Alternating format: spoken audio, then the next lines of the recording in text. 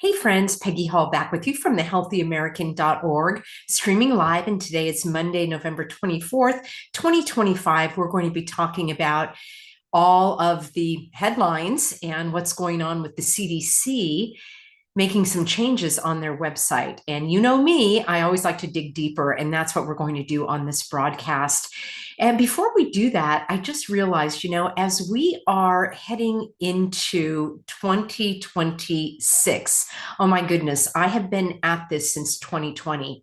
And I came on the scene because I was the first person to publicly create a video questioning the authority of the governors to shut down basically shut you down, shut down you going to work and going shopping, your children going to school, travel, and all of that.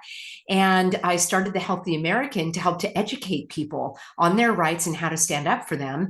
And it really is a channel about critical thinking. I call it reading between the lies, so that you're not bamboozled and hoodwinked and duped by the bad guys or even the good guys pretending to be, how do I put it? The bad guys pretending to be good guys, or the good guys that were somehow co-opted along the way. So if that's what you're interested in, critical thinking and not just accepting what the media feeds you, then you are in the right place. So whether we're talking about being exempt from what I call the cooties cocktails, or keeping your small business open, or the corruption that has been going on by the public serpents, as I coin them, those are all of the topics that we cover on this channel. And I have raised a few eyebrows from people when I pointed out that some of their heroes were not really acting in a manner that was consistent with the message that they came out with during the cooties hogwash. So I have pointed out Del Bigtree and Bob Kennedy and others. And so I just want to give you fair warning, because we're going to be talking about the CDC.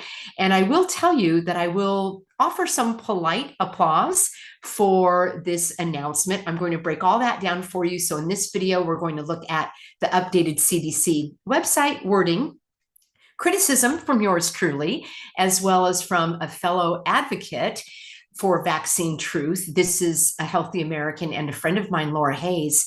And I immediately went to Age of Autism website to see what her comments were. And she and I text back and forth, and we always are in alignment with our views on some of these statements by the CDC and Bob Kennedy just don't go far enough. And then we'll finish up with some savvy comments from people that were looking at this information, and I will grab that for you off of Twitter.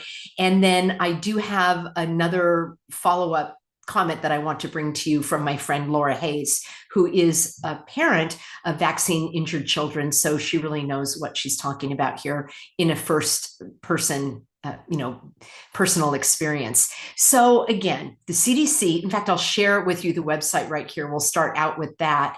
And it's quite interesting because on this page we're going to look at right now, called Autism and Vaccines, the very first headline after the title of the page says, "Vaccines do not cause autism." I'm going to break that down for you in just a moment. There's an asterisk there, and that is required because there has been an agreement between Bill Cassidy, who is the chairman of the Senate committee that oversees Health and Human Services, and that's the department that Bob Kennedy runs, and under the Health and Human Services is the CDC. Why we need a CDC, I don't know. We're going to dig into that in just a moment, but I'll set the stage for you as far as what the CDC website actually states.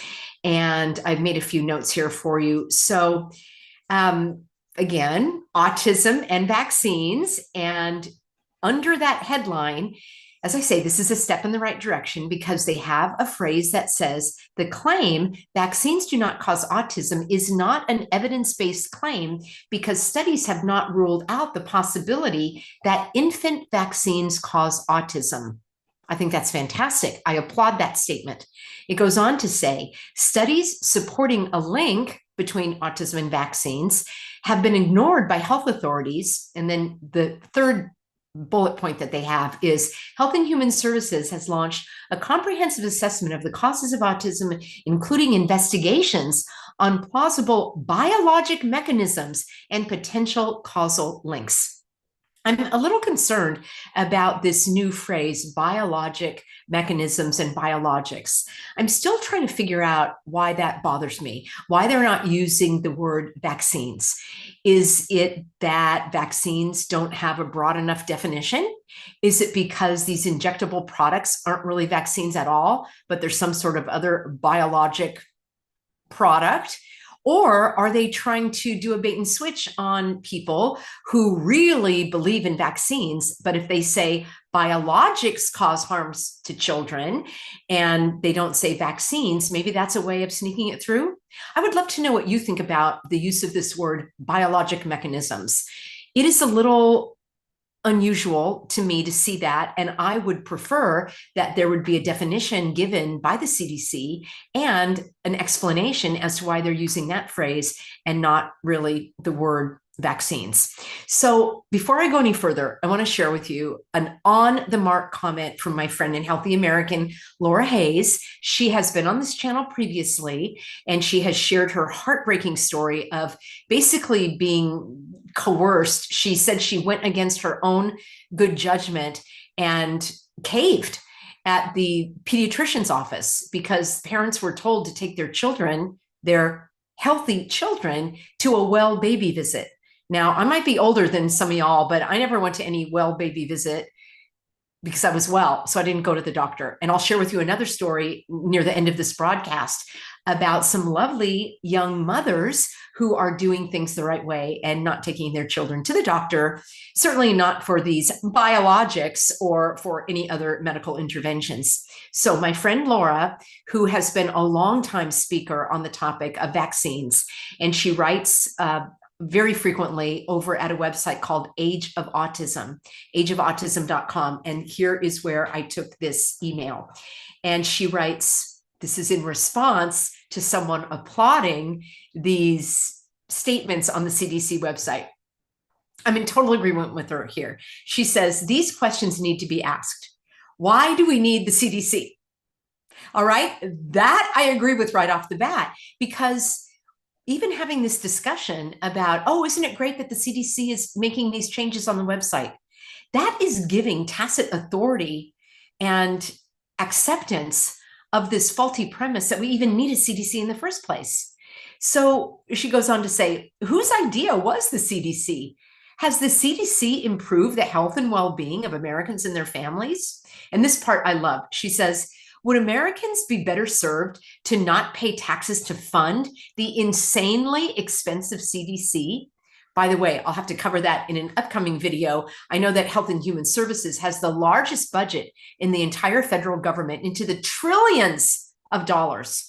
Of course, that also includes Medicare and so forth, but I will see what the CDC budget is. I know that it's more than it should be. She said, we should use these hard-earned tax dollars to purchase our own garden supplies, to begin growing our own organic food, purchase our own laying hens and a chicken coop, raw dairy products, organic produce, pasture-raised meat and poultry from local farmers, purchase homeschool supplies, negate the need for two incomes so that one parent can stay home with the children, and enable the purchasing of non-toxic, non-hazardous, time-proven, risk-free items to assist during illness and to help protect, maintain, and enhance their health and that of their children. The CDC does not add benefit. Rather, it is a costly behemoth that recommends harmful, dangerous products and procedures and costs Americans dearly financially and health-wise. Now, I hope that YouTube is going to allow that statement to stand. And I am reading it from someone's post on another blog. And I know that YouTube says that we cannot digress or differ from what these so-called health authorities and these agencies state. And that's something that's very troubling to me. It's also troubling to me that Bob Kennedy again and again and again, and dare I say again, has stated that his number one job is to, and I quote, restore confidence in the regulatory agencies. Think about that phrase, regulatory agency, an agency that regulates your behavior. And why should they have that authority? And why should we trust them? And who says that we ever trusted them in the first place? And how do you restore trust when you don't believe them? So that whole ruse of getting people to trust the CDC and to trust Health and Human Services and to trust the EPA and the FDA, that rubs me the wrong way. And I've got several videos exposing not only Bob Kennedy's statements, but the statements of the World Economic Forum and the United Nations and many others who have said, we need to get Americans to trust the government. That doesn't rub you the wrong way? Let me explain. If you start to believe the government, then you'll believe what the government tells you, such as put on a suffocation device, stand 6 feet apart, even though it doesn't make any difference. You can only take off the suffocation device if you're seated in a restaurant, because apparently the cooties only flies through the air, but no higher than your restaurant table. You're going to start to believe them when they tell you that your child needs these 100+ doses of these injectable products as infants and through their childhood. So that's very troubling to me. So no, I'm not in favor of trusting the CDC or trusting Bob Kennedy or any of the others that are trying to pull a fast one on us. So I will share more from Laura at the end of this Substack. She's got another lengthy comment that I just think is right on. But what I do want to do is analyze for you the unneeded CDC and its statements, its revised statements, because that's what everybody is emailing me and everybody is applauding it apparently on Twitter and Instagram and Telegram. I'm not on those platforms, but people send me links. So the statement is still on the website that says vaccines do not cause autism. And that is there due to this agreement with Senator Bill Cassidy. As I say, he's the chair of the committee that oversees the HHS. And apparently this was the agreement to get his vote to vote for Bob Kennedy to be confirmed. And apparently Bob Kennedy had to say vaccines have saved millions of lives. I want to protect vaccines. I'm in favor of vaccines. I promote the childhood schedule, and children should get vaccinated for measles. He has said that point blank. I know it's shocking to those of you that believe that he was anti-vax or that he was just, too clever and had to lie to get the job. Well, yeah, he does lie. I'll give you that. The headline is still on the CDC. It's a huge headline. Let me share it with you. It looks just like this. And it troubles me because it seems that, can you guys even hear me? Okay, yes, you can hear me. All right. I have my microphone's not working today. All right, here we go. It says on the CDC website, I'm looking to see if you can see me, that we're going to look at that in just a moment. Vaccines do not cause autism. Now, there are people, not you savvy, sophisticated, healthy Americans, but there are people who are going to see that headline and don't pass go. That's all they're going to say.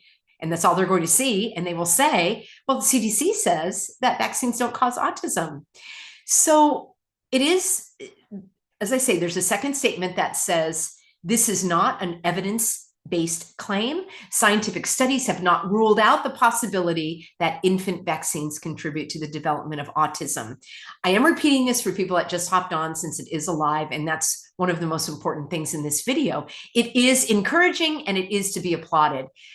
Would you do me a favor and repeat after me? Peggy said that statement is a step in the right direction. I need you to say that, because inevitably people will say, oh, Peggy, you're so negative. All you do is criticize. Well, it's called critical thinking. And yes, I do apply my logic and my thinking. And I like to read between the lies of those that are just trying to put us in the spin cycle. But I want everyone to know that I have said from day one that I will point out the steps in the right direction. This is one. I think it is a step in the right direction. Albeit we don't need the CDC, but if they are going to put that on the website, I'm glad that they have that disclaimer. Are we clear? All right, let's move on. There's another statement that I think needs to be applauded and is very accurate and encouraging, and that is this. The rise in autism prevalence since the 1980s correlates with the rise in the number of vaccines given to infants. That is stated And I read it verbatim from the CDC website. Let's applaud it. Let's celebrate it. That is accurate. I had just done a video a couple of days previous to the CDC announcement stating that very thing, that when you look at the number of shots that were given, I would say, yeah, definitely even starting 1970s, but definitely in the 1980s, that skyrocketed. Why?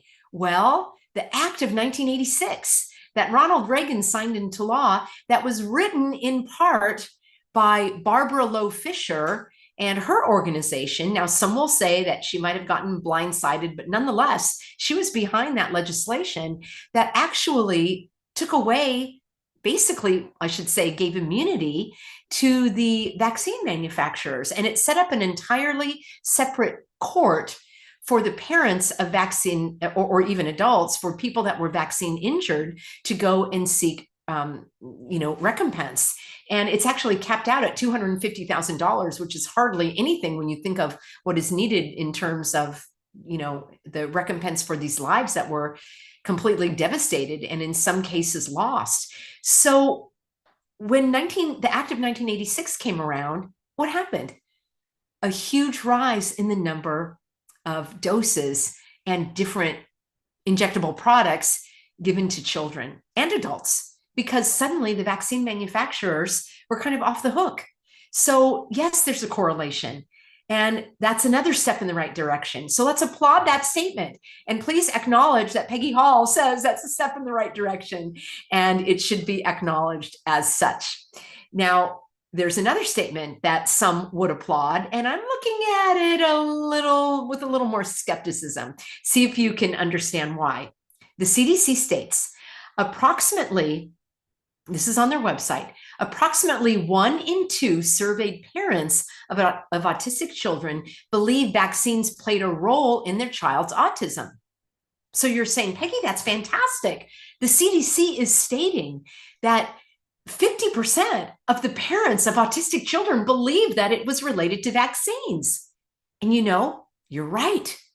But let's see how they could twist it.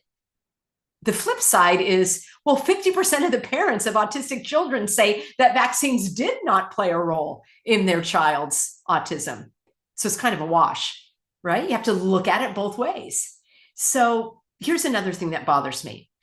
There is still a focus on the CDC website and Bob Kennedy and Aaron Siri and Del Bigtree and the others that you would say are in the camp of making these products safer. We've talked about that at length on this channel, that you can't make poison safe, certainly not safer. And by the way, if these vaccine manufacturers are immune from liability, basically, isn't that stating that these products are safe? You see, it becomes this little twisty road. But what troubles me is the focus on the ingredients in these products. It is troubling because it could lead to parents and doctors and the CDC and Bob Kennedy and Del Bigtree and all the others believing that just by removing mercury and thimerosal and other harmful ingredients that are possibly harmful according to the CDC, then voila, now we've made safe vaccines. Oh, and by the way, you can trust the government because Bob said so. So now they remove those ingredients. So you should still get your children those jabs because they don't have mercury in them anymore. Isn't that awesome? Well, it's not awesome. And I'm going to explain why. And let me know if you know why. It troubles me because it seems like then parents will act with confidence. And let's not forget that Del Bigtree and Aaron Siri are behind a bill in the state legislatures called Increasing Vaccine Confidence. They tried to spin that by saying, oh, no, we didn't mean it was going to increase vaccine confidence. We just titled it Increasing Vaccine Confidence. I did a whole video on that if you'd like to see, and a follow-up, because I really ruffled some feathers. Anytime I talk about the red herring of the ingredients, people don't like to hear that. Well, the people that are in bed with the vaccine manufacturers don't like to hear it. Because once you say we're coming out with a safer product that no longer contains these ingredients, well, they're still going to manufacture them. And the CDC is still going to promote that they get injected into your arm. And remember, Bob Kennedy's not opposed to these injections. He said that children should be vaccinated against the measles. And he said that every adult should have, he called it a wearable, but it's actually an injectable because there's a filament that goes under your skin. And he wants all Americans to be tracked, all of their biometrics. That's what he said. Yeah, I did videos on that as well. So I don't like this red herring of focusing on the ingredients. There's something else they should be focusing on, and that is getting the government's big fat nose out of our healthcare choices. Like my friend Laura Hayes just said, and I read you that comment a few minutes ago. Why is this even a topic of conversation with the government? Why are they the ones to recommend? Like, have you gone to the CDC? Do you have a doctor from the CDC who's examining you? Like, why listen to the CDC? Why listen to Health and Human Services? Why listen to Bob Kennedy? I don't understand that. This should be a discussion between you and your doctor. And I don't think the government should be feeding the information to the doctors.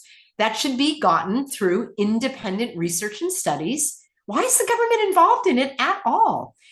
That's one of the big questions. And the other question is, why not have a discussion about the very likely, stick with me, I've done videos on this in the past, the very likely benefits, yes, benefits of these childhood conditions. I'm not going to call them diseases or illnesses. I had the mumps. I had chickenpox. I had the measles. You know what? I'm still standing, and I'm well into my later years. And you know what? I'm pretty darn healthy. There is research showing that these conditions or stages that we go through as children could actually be helpful for future, more harmful conditions and true illnesses and diseases down the road. So why aren't there discussions about that? That's what I would like to see. So the other thing that bugs me about the CDC and the FDA and Peter McCullough, for that matter, I'll have to break that down because Peter McCullough, some of you sent me his links to information and so forth. And I did take a look at the written analysis that he did of this Ford study about the connection of these injectable products and the harms to children. Again, I applaud that. Am I on the record? All right. But I'm also on the record to say that Peter McCullough stated that maybe decreasing the frequency of these shots would be helpful, and maybe not combining them. So instead of getting the measles, mumps, and rubella all in one, and CDC is also talking about this, why not get the measles shot separately and the mumps shot separately and the rubella shot on its own? Well, that's another red herring. If these products are harmful, they're harmful. I don't care if they're given once in a blue moon. Why are they needed?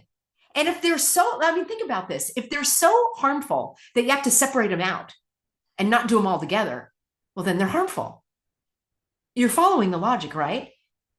Peter McCullough doesn't seem to be. So that's troubling to me. I don't like this talk about, well, just stretch out. Well, we won't do them all at once. Why? If they're safe, why not just give them to y'all at once? By stating that you're going to stretch them out, you're acknowledging that they aren't safe. And if they're not safe, then why take the risk? Friends, I've spoken to you about Physicians for Informed Consent, and that is a website that has all of the information that you can print out. It's got the ingredients in these injectable products. It tells you exactly about these childhood conditions, what a parent can expect if a child gets the mumps or the measles, the incidence of death that comes from the measles compared to the incidence of deathly harms that comes from these injectable products. It's all there for you to see and read. Physicians for Informed Consent. It's either .com or .org. You can look that up for the written information. It's not emotional. You can send that to parents, and I think that would be very helpful. So I just think it's going in the exact wrong direction to talk about the frequency and not combining these. And I've stated why. So why not talk about how few children actually die from these childhood conditions? Usually there was something else going on. And chances are they might also have been immunocompromised from previous jabs that they got for other things. So why not have discussions about keeping your children away from the doctors, about skipping the so-called well baby visits? All right. Getting rid of this irrational fear over a child having the measles. I mean, in most cases, my understanding, it's not life or death, but these jabs definitely are. So let's have those discussions. Now, I think I told you that I have a few friends that are young mothers, and I am so encouraged. I know 4 young mothers that have recently had babies, and they have not participated in the mainstream medical merry-go-round. I think you understand what I'm saying here. And one wonderful young mom in particular had her babies, at least a couple of them, at home. And the most recent one was completely at home with her and her husband, and they did it on their own. I'm not recommending this. I'm not a doctor. I'm not telling you what to do. I am sharing with you a story of a personal dear friend of mine. And she never went to the doctor. She did her own blood pressure. Now, granted, she had already had a couple of children, so she knew what to expect. I saw this little baby. She is thriving. She's healthy. She's sweet. She's placid. And her other children are amazing. They have never been to the doctor. They are so smart. They are so well behaved. There's no screaming and irritability and fighting. They're just beautiful little people that are smart and curious and lovely. And my own personal experience and interaction tells me that has something to do with not participating in any of this stuff that we're talking about. Those are the conversations I'd like to have. I've encouraged this young mother to please start a blog or a Substack and just talk about what she has done so that others can learn as well. So another concern that I have that keeps popping up with Bob Kennedy and the CDC website and the others is this focus on only certain children being at risk. Because they have mitochondrial disorders, and these injectable products are only harmful for certain groups of people. Like, it's the luck of the draw or something. No, I don't want the focus to be that, oh, well, too bad you had an undiagnosed, genetic predisposition to this. No, I think everyone is predisposed to getting experiencing some kind of harm from these unnecessary products being injected, especially into tiny infants. You're an adult, you want to go do the flu and all that, go do it. It's your own choice. These babies don't have a choice. So I'm not in favor of this separating and calling certain children healthy and others not. That was something that Bob Kennedy and others in the CDC and the FDA were talking about. That healthy children and unhealthy children should get the cooties cocktail. Like, that's weird. So I don't care for that dividing up the children. They're all children. Everybody has their own constitution, and let's not separate that out. So I believe that the focus needs to be on eliminating the use of these products, but most importantly, eliminating the government's role in recommending them. And especially, let's talk about the hepatitis B. And I have talked about that on this channel at length. And I'm glad to see that, I did these videos well over a year ago, and then I started to see other channels pick up on that. So it's great that that is getting out there. Hepatitis B is not a childhood condition. That's bizarre. It is only gotten, a baby can get it through the mother. So you can test the mother for Hep B. And then the other risk factors are promiscuity and sharing needles. So like drug addicts and prostitutes. I don't think that applies to a newborn baby. Yet they still insist on giving this shot. So that needs to be taken off the table like yesterday, including all of them. I did a video for you a couple of days ago about cheese, like deadly cheese has the bird flu in it and all this other hogwash. So they're taking the cheese off the shelf and they're taking off organic parsley. Many of my astute healthy Americans commented that parsley and cilantro help the body rid itself of heavy metals. Of course, they want to demonize parsley and cheese and raw milk, but let's leave these jabs available for all. Why not take all those off the shelf immediately? Now that I would applaud. And then Bob and his cronies can do whatever research they want, not on innocent infants, please. But let's take it off the market yesterday. So the other emphasis needs to be, and I did not see this on the CDC website, it needs to be on eliminating the Act of 1986. That, as I stated, it essentially gave immunity to the vaccine manufacturers, and that we can draw a conclusion, a logical conclusion, that after that act was passed, the vaccine manufacturers ramped up production and the CDC went along with it. And you can conclude why when you have the revolving door of the CDC and the FDA chiefs and, all of the high positions are filled by people that were in big pharma and vice versa. Then they go from the government back into big pharma. So it's the revolving door and they all scratch each other's back. Wait until I tell you the amount of money that Senator Cassidy is reported to have gotten by being involved in the pharmaceutical, rigmarole. And he's the one that insists that that statement stays on the CDC website, that vaccines do not cause autism. So we can conclude with a great deal of confidence and logic that there's a connection there. So, but wait a minute, why do we need a special court for these vaccine manufacturers if we're told that the vaccines are safe?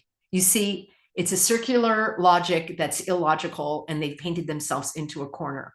So those are the main concerns that I have with the CDC website. Again, it's a couple of baby steps forward and then some other concerns. So let me share my screen. We'll do a little bit of a slideshow here, and then stick with me because I do want to finish out reading you a longer comment from Laura Hayes. Again, a mother of vaccine-injured children, so she knows what she's talking about. So let me share. This is the chairman. I figured out he's a couple of years older than I am. I think, wow, Bernie Sanders, I think it's a rough job being in politics. It's not something I would like to be a part of. I did a video about that, why I wouldn't run for office. And some, but not all, as I call them, public serpents when they serve evil. Anyway, this is the fellow. And he had let me see if I've got, whoops, I accidentally clicked that out. This is his post on Twitter. And what I want to do is I actually, I think I grabbed it. Here it is. He says, he didn't reply to Bob Kennedy and the CDC directly, but this is what he said. I'm a doctor, and this just was a couple of days ago. I'm a doctor who has seen people die from vaccine preventable diseases. What parents need to hear right now is vaccines for measles, polio, hepatitis B, and other childhood diseases are safe and effective and will not cause autism. Any statement to the contrary is wrong, irresponsible, and actively makes Americans sicker. Well, this statement just actively made me sicker. I should have given you the warning, everybody, for the vomit bucket. Apparently other people are using that phrase now too. It is catchy, isn't it? And you do need to have that on hand. So he goes on and on saying that, yes, we do need studies to understand the real causes of autism. And then I want to direct your attention to the bottom here. He said, we had 2 children die and many more hospitalized nationally from measles this year. Time out, hang on. We don't know that those children died from measles. They may have died from whatever treatment they got in the hospital. And my understanding is, at least in one of the cases, there was some type of extenuating circumstance. So I am not going to conclude that his statement is accurate. Further, he says, Louisiana is experiencing its worst whooping cough outbreak in 35 years. Let me scroll ahead for a second because there was a great comment on Twitter. Christy says, I wonder why we're having the worst whooping cough outbreak in 35 years. It's hard to breathe living under these toxic skies. This is Southeast Louisiana. And she shared, oops, I bet just a screen grab, but you can see this video on Twitter. And so many of you are sending me your pictures of the spraying in the skies. And that there are a couple other comments here. But yes, don't you think that this is likely to be causing some of our problems that are attributed to measles and whooping cough? And perhaps, just perhaps, some of those that are suffering from whooping cough might have been injected with the very product that was supposed to prevent it. Gosh, reminds me of people that get cooties. They're like, I got it a second and third time, even though I got my boosters. Yeah, they got it. We've talked about it. I think this is a great post. I have not verified this, and I personally don't use AI. Everything I do is my own original research. I do not, oh my gosh, I can't stand watching YouTube now. All of these AI scripts that people just read off the teleprompter, they have the same headlines, they're using the same computer graphics, it's really troubling. So this is my own research. I write my own Substack. So I don't use Grok, but Christine did. And it says, over his political career, Cassidy has received 1 million. I bet it's more. I think that's very low. $1,267,596, $267,596 from the pharmaceuticals health products industry. This positions him among the top Senate recipients from this sector. So he is a medical doctor. He is the first physician to sit as the chair of the Senate Health, Education, Labor, and Pensions Committee, so overseeing Health and Human Services. So who knows what he did in his career with that. This was another response to Cassidy's post, and I shared a similar graphic in my video. I think I'm going to have to start a playlist called Autism because I have several videos now about that. And this is a similar chart that I shared. In 1970, the prevalence of autism was estimated 1 in 10,000. All right. And in the 1970s, right, that's kind of my childhood. And I don't believe I was vaccinated because I got all those illnesses and my parents are now passed on, so I can't check it out with them. But if I did get jabbed, it didn't work according to their rules because I got all those illnesses and I'm just fine. So there were very few jabs back then. I think it was measles, mumps, rubella. That was after, I don't think they were giving polio anymore. I never got a polio shot. I know that for sure. So then it went to 1 in 1,000 in 1995. That's a huge difference. And then here in 2022, it says 1 in 31. And I bet it's even higher than that. So what has changed? The numbers of jabs. And sadly, here's another thing, still on the CDC website. All right. If you're going to applaud the CDC, why don't you email them and tell them to take down this page? This is still up. This is right now. I just grabbed it. Your child needs vaccines as they grow. Recommended immunizations for birth. This is only through 6 years old. And they've got it here, 7 to 18. We can look at that as well. I've done many videos about this. And I counted it all up. And if you include the flu shots and all of the doses they recommend in COVID, it's about 100 doses from infancy to the age of 18. And that doesn't even include the shots that the pregnant mom gets. So the other weird thing is like, okay, why dose 1, 2, 3? Like, does it work or does it work? Like, why the doses? I mean, the whole thing to me makes zero sense. But you're seeing it, friends. You are seeing on the CDC website, your child needs vaccines as they grow. Why didn't Bob take this down? So I want to know that. So let's go on. Rebel says, if you are so confident in vaccine safety, how about sponsoring legislation to remove the 1986 vaccine manufacturer's immunity? She's telling this to Senator Cassidy. This is brilliant. It absolutely is brilliant. If Cassidy said that these are completely safe, he said they are safe and effective. Okay, we'll get rid of the 1986 Act. You don't need it. You don't need the court. You don't need anything. Unquestionably safe products don't need special immunity. Brilliant. We looked at that. We looked at that. Or, excuse me, the American, this is the ACIP. That is with the CDC. And that's their working group. I'm sorry, I can't remember what the acronym stands for at the moment. They're studying more and more major changes in childhood vaccinations. This is from the CDC website, including removing compounds that include aluminum used to increase vaccine effectiveness. So the committee is also exploring separating a single shot now given to protect against measles, mumps, and rubella. So separating them out into individual shots. Again, I see this as a red herring. You can get rid of all the aluminum you want. Still not going to go for it. I don't think anybody should. You can separate them out. Why? If they're safe, why separate them out? They also said they want to delay the vaccinating children against Hep B. Why delay? Why not eliminate? You're telling me that a child is going to be promiscuous, heroin drug addict? Hopefully not. And if so, why put all the other children at risk for the few that go astray? So none of that made sense to me at all. Let's see if I have a couple other things that I wanted to share with you.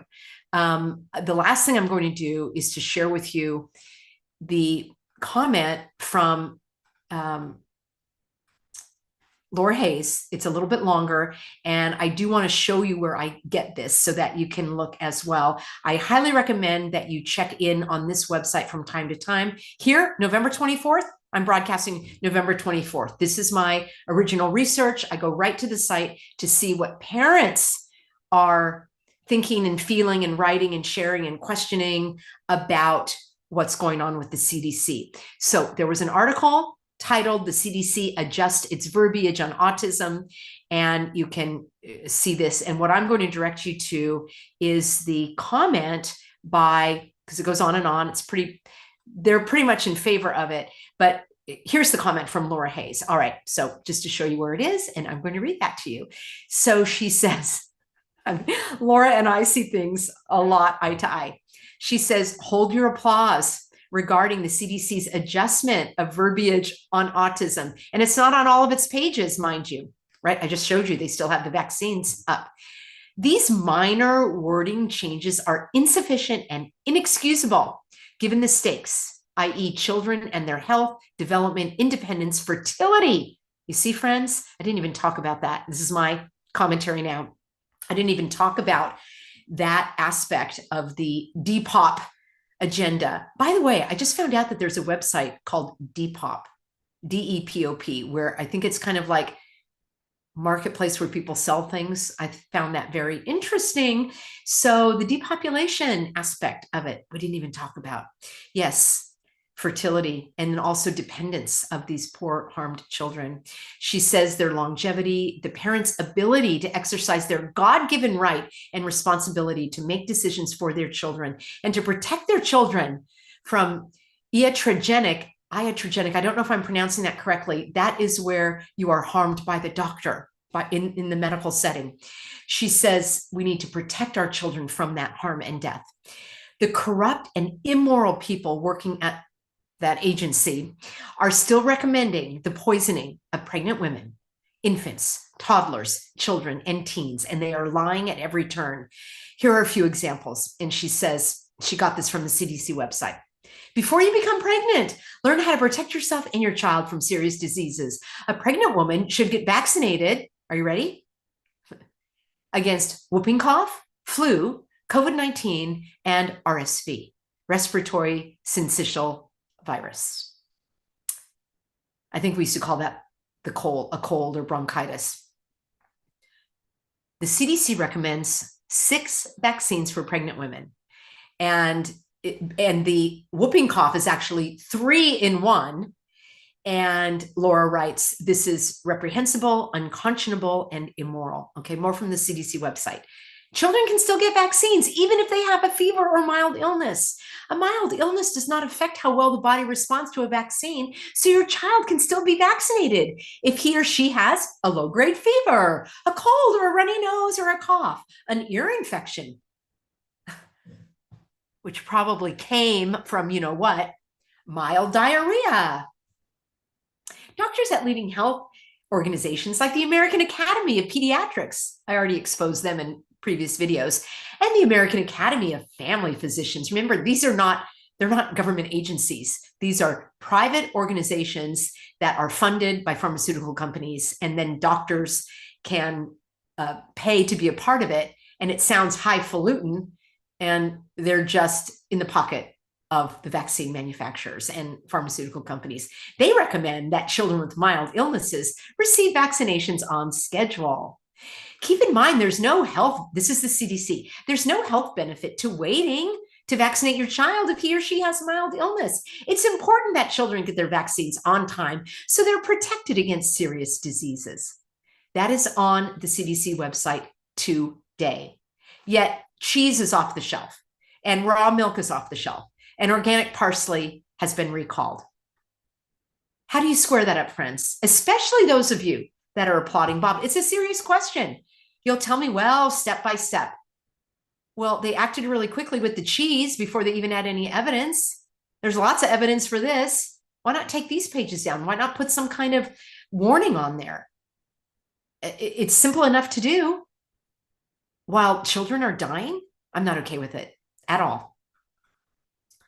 Laura goes on to write, knowing that every vaccine package insert includes a lengthy list of possible adverse reactions, including the above, and how many more, including runny nose, fever, all of that. How could someone with any level of common sense or intelligence say it is okay to vaccinate a sick child and that there is no health benefit to waiting? She said, again, this recommendation is reprehensible, unconscionable, and immoral. This is still on the website. Are you ready? She writes more from the website. Are vaccines safe? Yes, vaccines are very safe. The United States longstanding vaccine safety system. Did you know there was a longstanding vaccine safety system? That's a new one on me. It ensures that vaccines are as safe as possible. Now, you're smart enough to read between the lines, right? Not that they're safe, but they're as safe as possible. Well, since it's not possible for poison to be safe, I guess that's a true statement, if you follow my logic. Currently, the United States has the safest vaccine supply in its history. Millions of children safely receive vaccines every year. The common side effects are very mild, such as pain or swelling at the injection site. Is that what you want to do to your infant? You want to cause pain and injection and swelling? What are the risks and benefits? She's writing more about what is still on the CDC website. And it says that the severe allergic reactions are very rare and the doctors are trained to deal with them. And the disease prevention benefits are much greater than the possible side effects. All y'all that have vaccine harmed child, would you agree with that statement? Why is Bob allowing it to stand on the website? It goes on, the CDC goes on to say, is there a link between autism and vaccines? No. Scientific studies and reviews continue to show no relationship between vaccines and autism. Laura writes, lies, lies, and more lies, and the denial that these products are linked to autism. And then we looked at the schedule, and that was only from birth through age 6. I mean, it goes on and on, up, as I say, over 100 doses. So do they not have enough people working at the CDC with like the largest budget in the federal government? They don't have anybody that can update the website, can take down that page? I mean, the government took down the entire USAID page and nobody blinked. And it just said, this website is not available. Like, they couldn't do that here? Yes, they can. This, my friend, is troubling to me. She writes, Read it and weep for the children whose parents will subject their precious children to this physical assault of toxic, poisonous, hazardous, and undisclosed materials being painfully injected into their tiny, innocent bodies while they are brutally held down. It is barbaric savagery. She's absolutely right. She said, there's no cause for celebration. This devastation of the injectables will continue in earnest today. Our God-given fundamental human rights of bodily sovereignty and parental authority have not been returned. Trump, Kennedy, and Maha leaders continue to earn an F for continuing to permit these atrocities, medical tyranny, and destruction of parental rights. And then she says what needs to be done is simple and straightforward. And I've linked to that before, friends. She does have a whole common sense plan for Bob Kennedy and what he should do. So I went a little long on this broadcast. There was a lot to cover, and I want to take a look at your comments here. Viva Cristo Rey says, of course, all of our food has to be vaccinated too, unless you buy directly from the ranchers who refuse to do that, even though they're trying to shut down the farms. Yeah, that's the thing there. It's like the double whammy. They're going after the farmers that are keeping our food supply healthy. They've used the media and schools. Okay, I'm just looking at this. The maker of that autism study from the CDC was just arrested, was he not? Robin says, I will have to look into that. I don't know about that one. More comments. These people are sadistic. You know, this is why I call them public serpents. Kitty Cat says, some of these children are ruined for life. It is so absolutely, I never really wanted, it's so ironic. I never really wanted to talk about those products on this channel.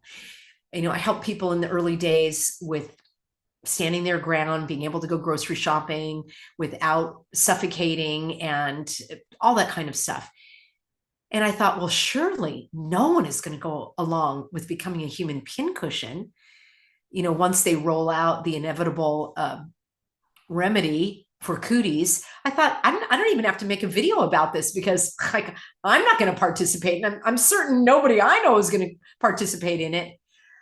Boy, was I wrong. People living in fear. You see, that's what they do. They spin the fear. I call it flu mongering when it comes to, you know, the flu shot and cooties and all that. It's flu mongering. They make you believe that, and there are people that do die of these complications. It's tragic. My heart goes out to anyone that lost a family member to pneumonia or complications of these things. It happens. And sadly, we all are going to meet our demise one way or another. No one lives forever. We don't know what is going to happen. And that's why we need to live each day fully and freely. But it was always so just, and it is so heartbreaking to me to talk about these issues, especially when it comes to the innocent children and the animals, with owners that don't realize that these products that they're having introduced into their dogs and cats and horses are just as harmful. And I've spoken about that on this channel before. So if you're interested, I do have a rabies playlist as well. So thank you everybody for being on board. It definitely is great that these conversations are in the public eye. I do know people in my age group that even though they didn't get the cooties cocktail, they actually still think that the mumps and the measles and that, like, well, yeah, those are safe because they've been around forever. And they'll even say, well, I got that, you know, I had that when I got that vaccine when I was a child. They'll say that. And so they still need our help coming along. And that's why I want the conversation to be more toward, let's live healthy lives that don't require these pharmaceutical interventions. That's the bottom line. It took me over an hour. How long have I been online here? Oh my gosh, almost an hour to get to that bottom line. But I think you saw that threaded throughout this live stream. So thank you, everybody. As we're recording, it is Thanksgiving week. I'll be back with you Tuesday and Wednesday.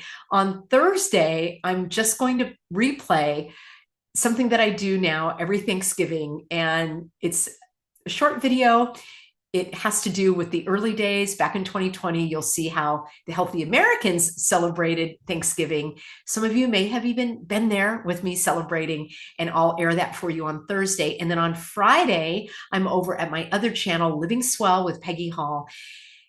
You could do me a favor by joining me there on Fridays at 5 p.m. I would like to make that a regular get together so that we can leave the headlines behind and talk about things that matter to us in our, everyday lives.